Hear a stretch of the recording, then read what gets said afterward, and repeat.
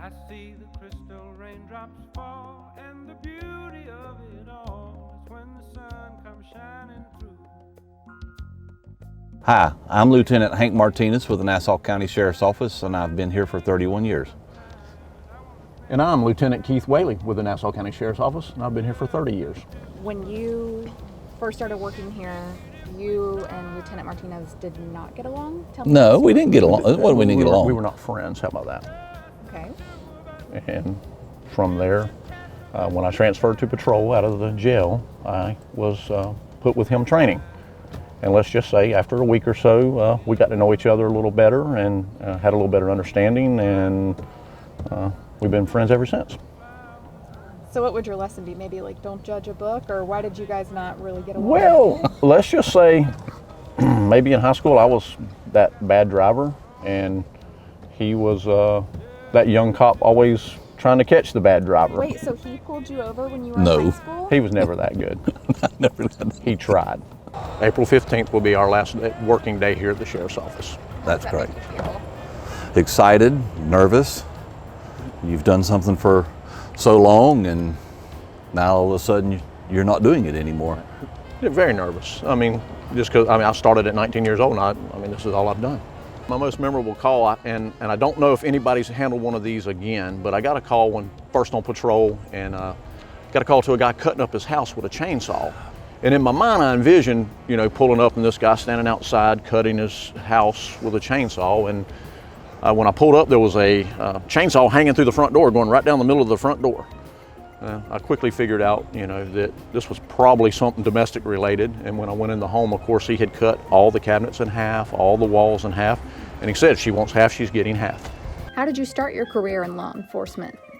I was working a mediocre job and had the opportunity to ride with Jacksonville Sheriff's Office, and after the first night of riding with them, I kind of got hooked and had a lot of fun. I said, you mean you get paid to do this kind of stuff? And so that's kind of how I got started in it.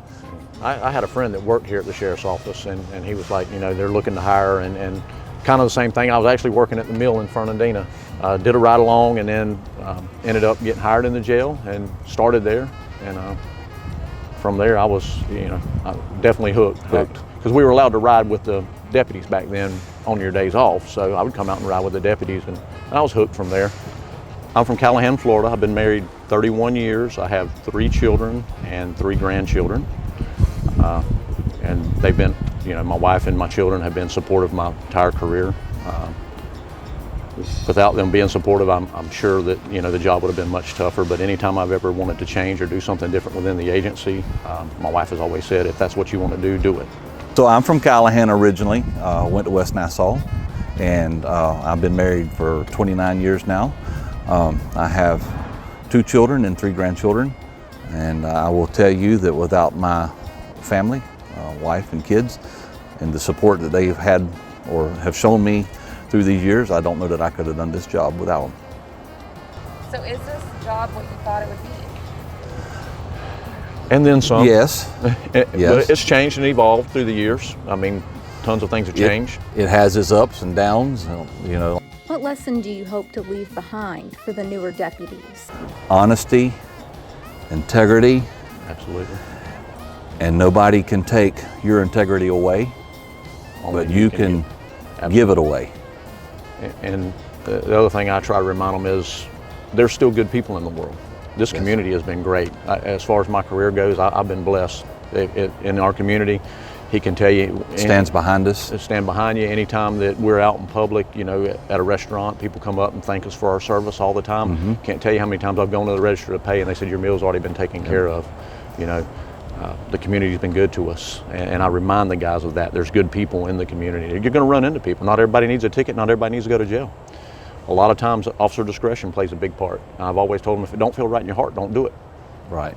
You have that discretion. Now, there's statute that binds you to things you have to do, but when you have that officer discretion, you don't have to write that kid a ticket. You can always call his parents, have them come pick him up. And how many times have we called parents Absolutely. and done that very same thing?